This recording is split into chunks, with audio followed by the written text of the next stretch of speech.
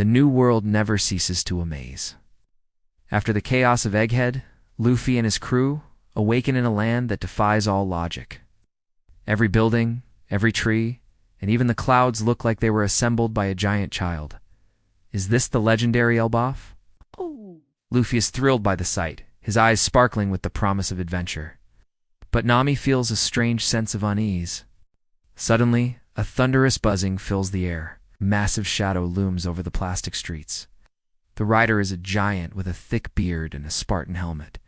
He stares down at the tiny intruders with a mix of surprise and warning.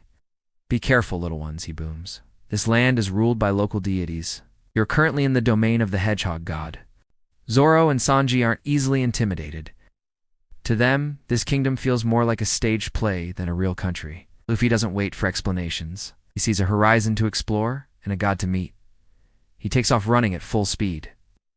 But as he approaches what looks like the edge of the world, something impossible happens. Luffy slams into the sky itself. Crack! The blue heavens shatter like a fragile mirror. Shards of sky fall to the ground, revealing the dark void behind it.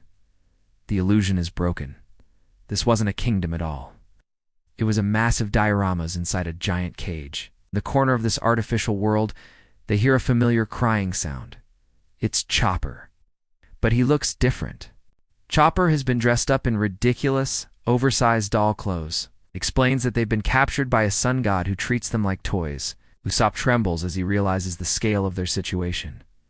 We aren't in Elbaph. We're in a giant's playroom. Suddenly the floor shakes. Shadow thousands of times larger than Luffy falls over the crew. The master of the room has returned. It's a giant cat, appearing like a monstrous deity to the tiny straw hats. Behind it looms an even larger figure in a sun mask.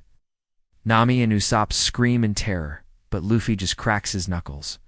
A cage is just a box waiting to be broken. Zoro draws his 3 swords, the steel gleaming in the artificial light. Sanji readies a flaming kick. They won't be anyone's playthings.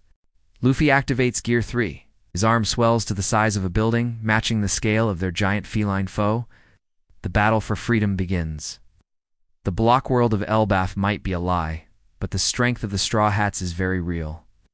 As the fake sky continues to crumble, the true path to the land of the giants begins to reveal itself. No matter how big the cage, no matter how giant the gods, the Pirate King's crew will never be contained. The adventure in the land of toys is just a precursor to the real giants. Elbaph is waiting, and the Straw Hats are coming. Stay tuned as the mystery of the Block Kingdom unfolds. The journey has only just begun.